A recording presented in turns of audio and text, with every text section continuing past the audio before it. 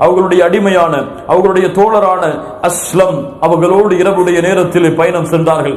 அங்கு பார்த்தால் ஒரு வீட்டிலிருந்து ஒரு நெருப்பு எரிந்து கொண்டிருக்கிறது. அங்கே பார்க்க சென்றார்கள். அமீருல் முஃமினீன் உமர் இப்னுல் கத்தாப் அவர்களும் அஸ்லம் அவர்களும் சென்றார்கள். என்ன நெருப்பு, யார் எரிக்க விட்டதென்று அங்கே சென்று பார்த்தால் ஒரு தாயும் ஒரு குழந்தைகளும் இருக்கிறார்கள். என்ன நடந்து கொண்டிருக்கிறது இங்கு? என்னுடைய குழந்தைகள் பசியால் வாடிக்கொண்டிருக்கிறார்கள், நானும் பசியிலே இருக்கிறேன், என்ன அடுப்பிலே எரிந்து கொண்டிருக்கிறது. சொன்னார்கள், இந்த குழந்தைகள் உறங்க வேண்டும் என்ற காரணத்திற்காக வெந்நீரை கொதிக்க வைக்கிறேன், உணவு தயாராகிறது என்ற எண்ணத்தில் குழந்தைகள் உறங்கி விடுவார்கள். அப்போது அந்த தாய் சொன்னார்கள், எனக்கும் உமருக்கும் இடையிலே அல்லாஹ் ரப்புல் ஆலமீன் ஒரு தீர்ப்பை ஏற்படுத்துவார். நாளை மறுமையில் அமீருல் முஃமினீன் உமருக்கு எதிராக அல்லாஹ்விடத்திலே வாதிடுவேன். அமீருல் முஃமினீன் உமர் அவர்கள் கேட்டுக் கொண்டிருக்கிறார்கள். அந்த பெண்மணியை யார் அமீருல் முஃமினீன் என்பதை அறியவில்லை. அப்போது அமீருல் முஃமினீன் உமர் இப்னுல் கத்தாப் கேட்டார்கள், உமரை பற்றியா? அவர் என்ன பாவம் செய்தார், அவர் என்ன செய்தார்? அப்போது தாய் சொன்னார்கள், அந்த பெண்மணி சொன்னார்கள், அவருடைய ஆட்சி காலத்தில் தான் நான் இருக்கிறேன், அவருடைய ஆட்சியில் நான் வேதனை அடைகிறேன். இந்த வேதனை நாளை மறுமையில் அவருக்கு எதிராக இருக்கும். உமர் இப்னுல் கத்தாப் உடனடியாக அழ ஆரம்பித்தார்கள். நேரடியாக திரும்பினார்கள். தன்னுடைய பைத்துல் மாலுடைய இல்லத்திற்கு சென்றார்கள். ஒரு மூட்டையை எடுத்து அஸ்லம் அவர்களை தன்னுடைய முதுகில் வைக்க சொன்னார்கள். அஸ்லம் சொன்னார், உமர் இப்னுல் கத்தாப் அவர்களே, அமீருல் முஃமினீன் அவர்களே, நான் சுமக்கிறேன் அந்த மூட்டையை. உமர் இப்னுல் கத்தாப் சொன்னார்கள், அன்த தஹ்மிலு பிஸ்ரி யௌமல் கியாமா, நாளை மறுமையில் என் சுமையை நீ சுமப்பாயா அஸ்லமே? என் சுமையை நீ சுமப்பாயா? என் சுமையை நீ சுமப்பாயா அஸ்லமே? தூக்கி முதுகில் வை. அந்த கோதுமையுடைய மூட்டையை சுமந்தவர்களாக உமர் அவர்கள் நடந்து செல்கிறார்கள் அந்த பெண்ணுடைய வீடு வரை. அந்த பெண்ணுடைய வீட்டை அடைந்தார்கள். கோதுமை எடுத்து உணவை தயாரித்தார்கள். உணவை தயாரித்த அந்த பெண்மணிக்கும் அந்த குழந்தைகளுக்கும் கொடுத்தார்கள். கொடுத்துவிட்டு கொஞ்ச நேரம் வெகு தூரத்தில் இருந்தார்கள். அஸ்லம் அவர்கள் சொன்னார்கள், வாருங்கள் செல்வோம் அமீருல் முஃமினீன் அவர்களே. நான் செல்ல மாட்டேன். அந்த குழந்தைகளுடைய முகத்தில் சிரிப்பை பார்க்கும் வரை, அந்த பெண்ணுடைய முகத்தில் சந்தோஷத்தை பார்க்கும் வரை இந்த இடத்தை விட்டு நான் செல்ல மாட்டேன். அந்த பெண் சொன்னார்கள், ஜஸாக்கல்லாஹ், அல்லாஹ் உங்களுக்கு நல்ல கூலியை கொடுப்பானாக. உமரை விட ஹிலாஃபத்திற்கு தகுதியானவர்கள் நீங்கள் தான். யாரிடத்தில் சொல்லுகிறார்கள்? உமர் இப்னுல் கத்தாப் ரலியல்லாஹு அன்ஹு. உமர் அவர்கள் சொன்னார்கள், நன்மையை கூறும் என்று. கண்ணியத்துக்குரியவர்களே, உமர் இப்னுல் கத்தாப் ரலியல்லாஹு அன்ஹு, உமர் இப்னுல் கத்தாப் ரலியல்லாஹு அன்ஹு அவர்களுடைய வாழ்வை பாருங்கள். எளிமையிலும் எளிமை. அவர்களுடைய ஆடைகளை பார்த்தால் 14 ஒட்டுகள் இருக்கும். அமீருல் முஃமினீன் மிம்பரில் நின்று குத்பா செய்து கொண்டிருப்பார். ஆடைகள் எல்லாம் ஓட்டை விழுந்திருக்கும். லா இலாஹ இல்லல்லாஹ். அமீருல் முஃமினீன் உமர் அவர்கள் ஒரு முறை சாப்பிட்டுக் கொண்டிருந்தார்கள். ஹஃப்ஸ் இப்னு அபி ஆஸ் என்ற நபித்தோழர் வந்தார். அமீருல் முஃமினீன் சாப்பிடக்கூடிய உணவை பார்த்தார். ஒரு சூரியனுடைய வெப்பத்தில் சுடப்பட்ட ரொட்டிகள் எப்படி இருக்குமோ அது போன்று கடுமையான உணவை உமர் அவர்கள் சாப்பிட்டுக் கொண்டிருந்தார்கள். ஹஃப்ஸ் அவர்கள், வாருங்கள் சாப்பிடுவோம் என்று அமீருல் முஃமினீன் அழைத்தார்கள். ஹஃப்ஸ் உட்கார்ந்தார். சாப்பாட்டையே பார்த்து கொண்டிருந்தார். உமர் அவர்கள் சொன்னார்கள், ஏன் என்னோடு நீ சாப்பிடவில்லை? அமீருல் முஃமினீன், இதையா சாப்பிடுவது? என்னுடைய வீட்டிலே இதைவிட சிறந்த உணவுகள் இருக்கிறது. அப்போது அமீருல் முஃமினீன் உமர் இப்னுல் கத்தாப் ரலியல்லாஹு அன்ஹு சொன்னார்கள், உமரே, நீங்கள் ஏன் நல்ல உணவை சாப்பிடாமல் இதை சாப்பிடுகிறீர்கள்? அப்போது சொன்னார்கள், நாளை மறுமையில் அல்லாஹ் ரப்புல் ஆலமீன் சில கூட்டத்தார்களிடத்தில் சொல்லுவான், உலகத்திலே நீங்கள் செய்த நன்மைகளுக்கு சுகபோனமான வாழ்க்கையை உலகத்திலேயே வாழ்ந்து விட்டீர்கள், அதற்குரிய கூலியை அல்லாஹ் உலகத்திலேயே கொடுத்து முடித்து விட்டான். நான் இந்த உலகத்தை பின்னால் வைக்கிறேன்.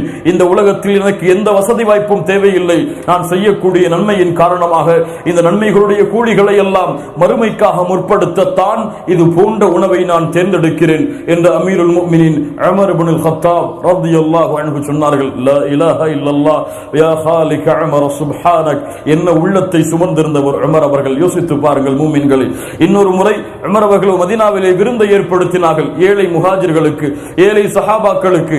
அப்போது எல்லா சஹாபாக்களும் தங்களுடைய உணவை எடுத்து சென்றார்கள். அப்போது உமர் அவர்கள் தன்னுடைய உணவை நோக்கி வந்தார்கள். அங்கே பார்த்தால் கறி துண்டுகளும் உணவுடைய வகைகளும் அதிகமாக வைக்கப்பட்டிருந்தது. கேட்டார்கள், இது யார் வைத்தது? எங்கிருந்து வந்தது? அதே உணவுதான் உமர் அவர்களே, ஆனால் நீங்கள் அமீருல் முஃமினீன், உங்களுக்கென்று தனி கவனம் உண்டு என்பதற்காக அதிகமான இதை வைத்தோம். அப்போது உமர் இப்னுல் கத்தாப் ரலியல்லாஹு அன்ஹு தன்னுடைய தாடியை பிடித்து சொன்னார்கள், நீ எவ்வளவு கெட்ட அமீர், நீ எவ்வளவு கெட்ட தலைவன், நீ எவ்வளவு கெட்ட தலைவன். இந்த உலகத்திலே உமக்கு முன்னால் இருக்கக்கூடியவர்கள் எல்லாம் உம்மை விட குறைவான உணவை உண்ணும் பொழுது நீ மட்டும் நிம்மதியான உணவை, நிம்மதியாக அதிகமாக இருக்கக்கூடிய மாமிசங்களையும் கறிகளும் இருக்கக்கூடிய உணவை புசிப்பதா? அழைத்தார்கள் அவருடைய அடிமையை, அஸ்லம் அவர்களை, எடுத்து செல்லுங்கள், இதை எடுத்து செல்லுங்கள், ஒரு ஜைத்தூனையும் ஒரு காய்ந்த ரொட்டி துண்டையும் கொண்டு வாருங்கள் என்று உமர் இப்னுல் கத்தாப் ரலியல்லாஹு அன்ஹு அந்த ரொட்டி துண்டையும் அந்த ஜெய்தூனையும் தொட்டு தன்னுடைய உணவை சாப்பிட ஆரம்பித்தார்கள். சொன்னார்கள், இந்த உணவின் பக்கம் நான் நெருங்க மாட்டேன், என்னுடைய சமூகத்திலே வாழக்கூடிய எல்லா ஏழை குழந்தைகளும் வயிறு நிரம்ப சாப்பிடும் வரை. சுப்ஹானல்லாஹி ரப்பில் ஆலமீன். இது போன்ற தலைவரை உலகம் பார்த்திருக்குமா? அல்லாஹ்வுடைய தூதருக்கு பின்னாலும் அபூபக்கர் சித்தீக் ரலியல்லாஹு அன்ஹு அவர்களுக்கு பின்னாலும் உமர் இப்னுல் கத்தாப் ரலியல்லாஹு அன்ஹு உள்ளம் அனைத்திலும் அல்லாஹ்வுடைய இறையச்சத்தை சுமந்தவர். ஒரு பெண்மணி சொன்னார்கள், உமர் அவர்களே, உன்னை சிறிய வயதிலே இப்படி அழைத்தோம், பிறகு உமர் மாறினார், இப்போது அமீருல் முஃமினீன் ஒன்று உம்மை அழைக்கிறோம், இத்தகில்லாஹ யா உமர், அல்லாஹ்வை அஞ்சிக் கொள் உமரே. உமர் அவர்கள் அழ ஆரம்பித்தார்கள். இந்த வார்த்தையை கேட்டவுடன், கண்ணியத்துக்குரியவர்களே, பணிவை இவர்கள் போன்று யாரும் பணிய முடியாது. தன் வேலையாளாக இருந்தாலும், தன்னோடு இணைந்த தோழராக இருந்தாலும், அவருக்கு என்ன நீதியை கொடுக்க வேண்டுமோ அதை கொடுப்பார்கள். உமர் இப்னுல் கத்தாப் பாலஸ்தீனத்திற்கு பயணம் சென்றார்கள். பைத்துல் முகத்தஸுடைய சாவியை கைப்பற்றுவதற்காக, வாங்குவதற்காக. அல்லாஹ் ரப்புல் ஆலமீன் அதையும் இடத்திலே இந்த காலத்தில் நம்முடைய கண்களுக்கு முன்னால் அல்லாஹ் திருப்பி கொடுப்பானாக. அந்த பைத்துல் முகத்தஸுடைய சாவியை கைப்பற்றுவதற்காக உமர் இப்னுல் கத்தாப் செல்லுகிறார்கள். அடிமையை அழைத்தார்கள், தோழரே, என்னோடு வருகிறாய், ஒரு இத்தனை மைல் நீ வாகனத்திலே உட்கார்ந்து வா, இத்தனை மைல் வாகனத்தை நான் இழுத்து வருகிறேன் என்று மாறி மாறி உடன்படிக்கை செய்து அதில் எந்த ஒரு மாற்றத்தையும் செய்யாமல் அமீருல் முஃமினீன் சில நேரம் கீழே, அங்கே வந்த அடிமை சில நேரம் மேலே, இப்படி மாறி மாறி செல்கிறார்கள். பலஸ்தீனுடைய எல்லையை அடைந்தார்கள். கிட்டத்தட்ட 2400 கிலோமீட்டர் பயண தூரம் இருவரும் பயணம் செய்கிறார்கள். எந்த ஒரு ஆட்சி பட்டாளமும் பின்னால் கிடையாது, எந்த ஒரு படையும் சூழ கிடையாது. அல்லாஹ்வுடைய உதவியை கொண்டு இருவரும் செல்கிறார்கள். ஆனால் பலஸ்தீனுடைய அந்த எல்லையை அடையும் பொழுது அங்கே யாருடைய தவணை இருக்கிறது? உமர் அவர்களுடைய அடிமையாகி அவர்களுடைய தவணை இருக்கிறது. அப்போது சஹாபாக்கள், உமரை அறிந்தவர்கள் ஓடி வருகிறார்கள். அபூ உபைதா ரலியல்லாஹு அன்ஹு, உமர் இப்னுல் கத்தாப் அவர்களே, வாகனத்திலே ஏறுங்கள், இங்கே இருக்கக்கூடிய தலைவர்கள் கண்ணியத்தை விரும்பக்கூடியவர்கள், ஆடையில் இத்தனை ஓட்டைகளா? ஆடையை மாற்றுங்கள். செருப்பை கையிலே வைத்துக் கொண்டு தன்னுடைய ஆடையை முட்டுகள் வரை தூக்கி கொண்டு உமர் இப்னுல் கத்தாப், ஒரு அமீர், ஒரு கலீஃபா, நடந்து வருகிறார். உலக பட்டாளங்களை ஆளக்கூடிய ரோம பாரசீக அரசர்களுக்கு முன்னால். லா இலாஹ இல்லல்லாஹ். அபூ உபைதாவை பார்த்து சொன்னார்கள், வேறு யாராவது சஹாபாக்களில் இந்த வார்த்தையை கூறியிருந்தால் பாடம் புகட்டி இருப்பேன், இழிவானவர்களாக இருந்தோம். அல்லாஹ் ரப்புல் ஆலமீன் இந்த இஸ்லாமை கொண்டு எம்மை கண்ணியப்படுத்தினான். இஸ்லாம் அல்லாத வேறு வழிகளில் யார் கண்ணியத்தை தேடுகிறார்களோ அது அவர்களுக்கு இழிவாகத்தான் முடியும் என்று உமர் இப்னுல் கத்தாப் ரலியல்லாஹு அன்ஹு அவர்கள் சொன்னார்கள். தாடி வைப்பது முஸ்லிம்களுக்கு கேவலம், கரணைக்கு கீழ் ஆடை அணிவது முஸ்லிம்களுக்கு கேவலம். இந்த உலகத்திலே பலர் பார்த்து கொண்டிருக்கும் போது, தொழிலில் இருந்து கொண்டிருக்கும் பொழுது அந்த மீட்டிங்கை நிப்பாட்டி விட்டு தொழுகைக்கு செல்வது முஸ்லிம்களுக்கு கேவலம்.